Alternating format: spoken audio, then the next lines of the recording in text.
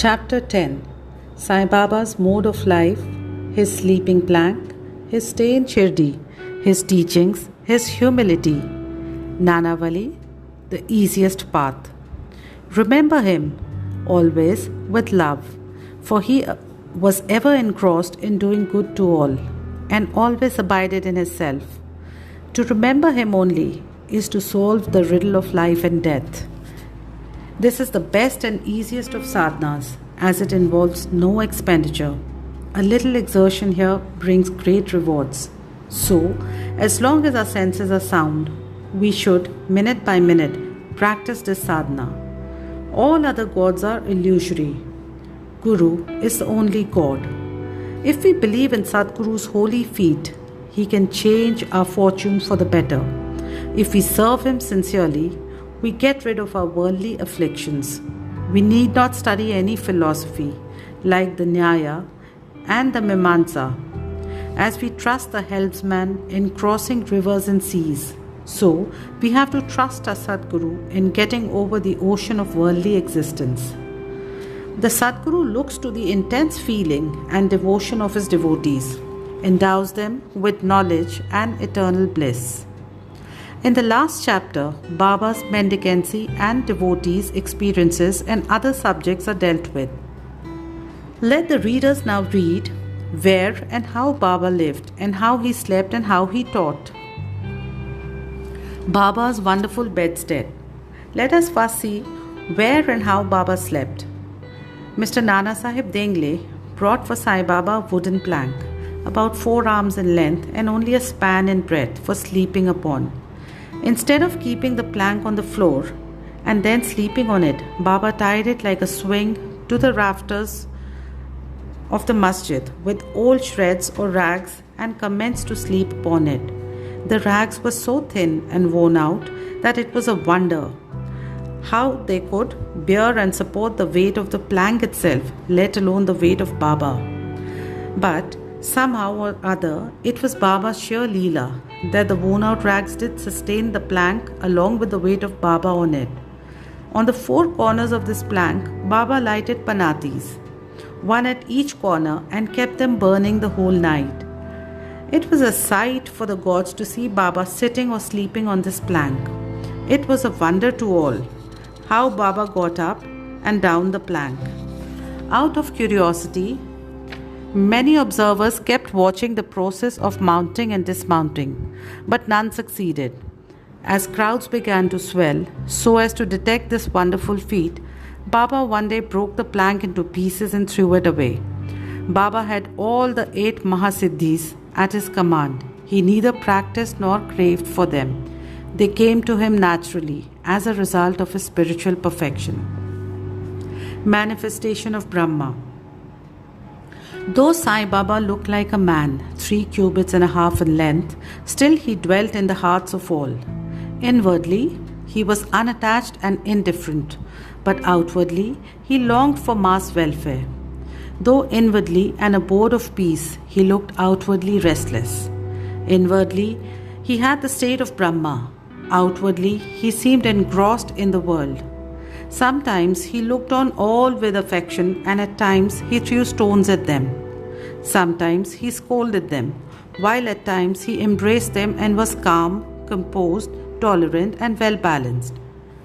He always abided and was engrossed in the self, and was well disposed towards his bhaktas. He always sat on one asana and never travelled. His satka was a small stick which he always carried in his hand. He was calm and thought-free. He never cared for wealth and fame and lived on alms. Such a life he led. He always uttered Allah Malik, God is the real owner. Entire and unbroken was his love for the bhaktas. He was the mine or storehouse for self-knowledge and full of divine bliss. Such was the divine form of Sai Baba, boundless, endless, and undifferentiated. One principle which envelops the whole universe, from a stone to Brahma, incarnated in Sai Baba. The really meritorious and fortunate people got this treasure grove in their hands, while those people who, not knowing the real worth of Sai Baba, took him to be a mere human being were indeed unfortunate. His stay in Shirdi and the probable birth date. None knew or knows the parents and the exact date of birth of Sai Baba, but it can be approximately determined by his stay in Shirdi. Baba first came to Shirdi when he was a young lad of 16 and stayed there for 3 years. Then, all of a sudden, he disappeared for some time. After some time, he reappeared in the Nizam state near Aurangabad and again came to Shirdi with the marriage party of Chand Patil when he was about 20 years old. Thence, he stayed in Shirdi for an unknown period of 60 years, after which Baba took his Mahasamadhi in the year 1918. From this, we can say that the year of Baba's birth is approximately 1838 AD. Baba's mission and advice. Saint Ramdas flourished in the 17th century and fulfilled to a great extent his mission of protecting cows and Brahmins against the Yavanas.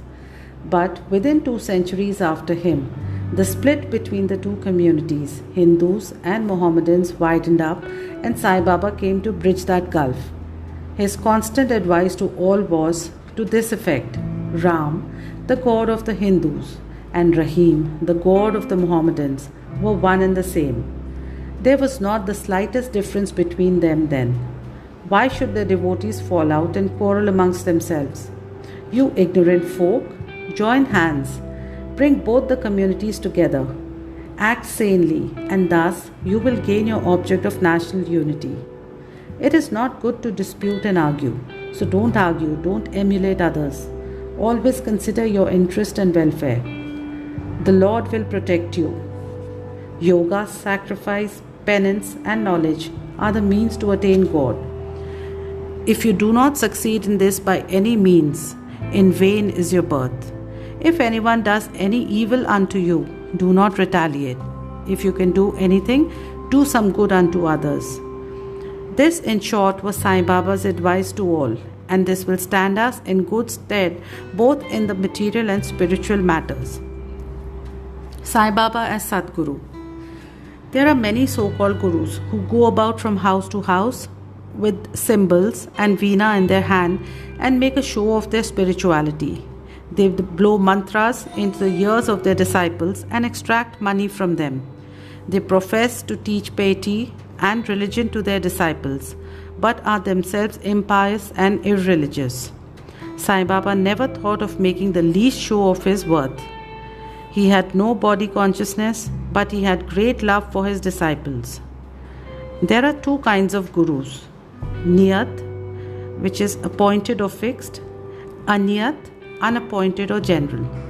The latter, by their advice, develop the good qualities in us, purify our hearts, and set us on the path of salvation. But contact with the former dispels our sense of dualities and establishes us in unity by making us realize, Thou art that.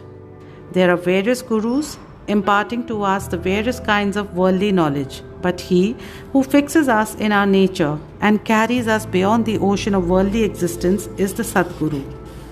Sai Baba was such a Sadguru. His greatness is indescribable. If anybody went to take his darshan, he, without being asked, would give every detail of his past, present, and future. He saw divinity in all beings. Friends and foes were alike to him. Disinterested and balanced, he obliged the evildoers as well as the pious. He was the same in prosperity and adversity. No doubt ever touched him. Though he acted through the body, he was not in the least attached to his body or house. Though he looked embodied, he was really unembodied, that is, free from the gross existence. Blessed are the people of Shirdi who worship Sai as their God. While eating, drinking, working in their backyards and fields, and doing various household works, they always remembered Sai and sang his glory. They knew no other God except Sai. What to speak of the sweetness of the love of the women of Shirdi? They were quite ignorant, but their pure love inspired them to compose poems or songs in their simple rustic language. Letters of learning they had none. Still, one can discern real poetry in their simple songs. It is not intelligence, but love that inspires real poetry as such. Real poetry is the manifestation of true love, and this can be seen and appreciated by intelligent listeners.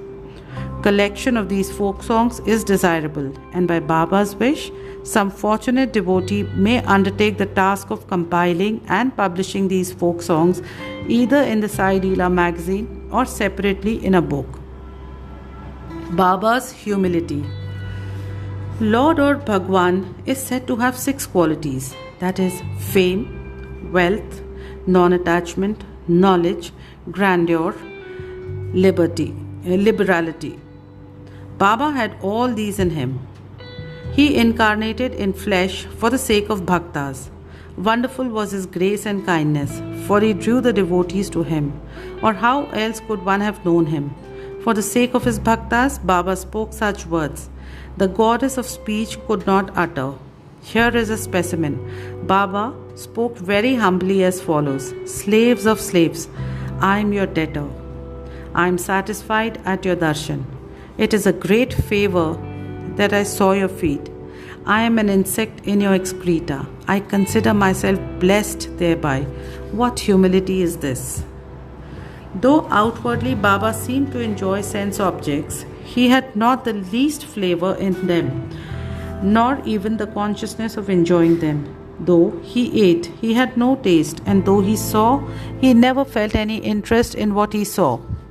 Regarding passion, he was as perfect a celibate as Hanuman. He was not attached to anything. He was pure consciousness, the resting place of desire, anger, envy, and other feelings. In short, he was disinterested, free, and perfect. A striking instance may be cited in illustration of this statement. Nanavali. There was in Shirdi a very quaint and queer fellow by name Nanavali. He looked to Baba's work and affairs. He once approached Baba, who was seated on his gadi, and asked him to get up, as he wanted to occupy the same.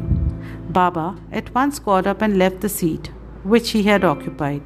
After sitting there a while, Nanavali got up and asked Baba to resume his seat. Then Baba sat down and Nanavali fell at his feet.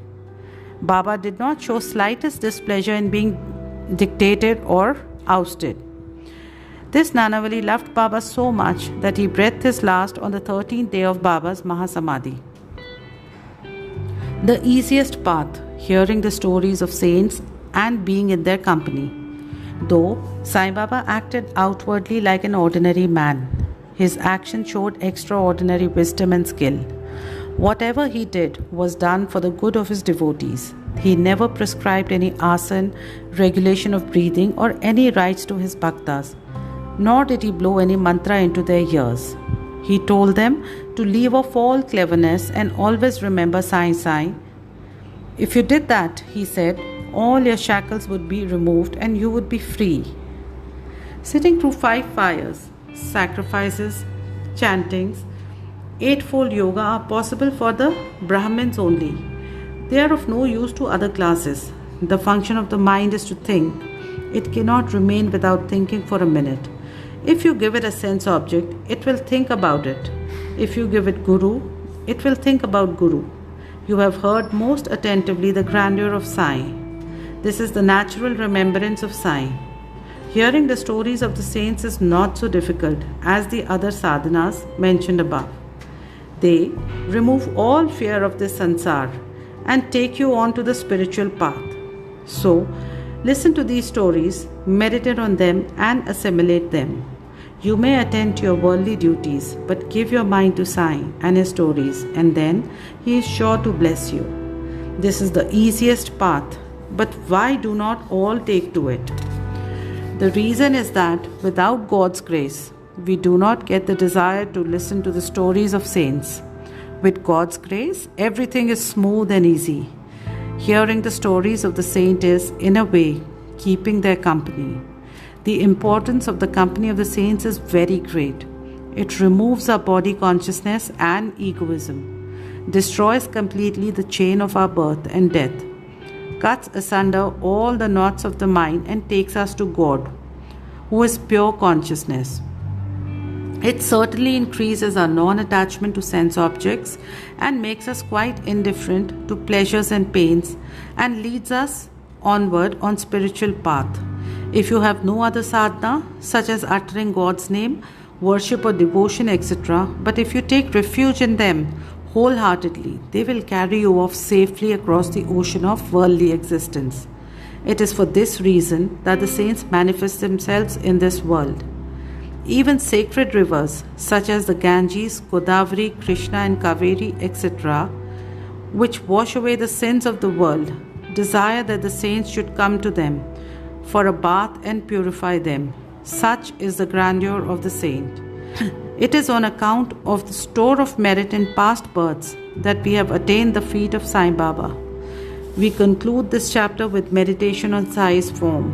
He, the graceful and handsome Sai, standing on the edge of the masjid and distributing udi to each and every bhakta with a view to his welfare, he who thinks of the world as an illusion and who is ever engrossed in supreme bliss, before him we humbly prostrate ourselves.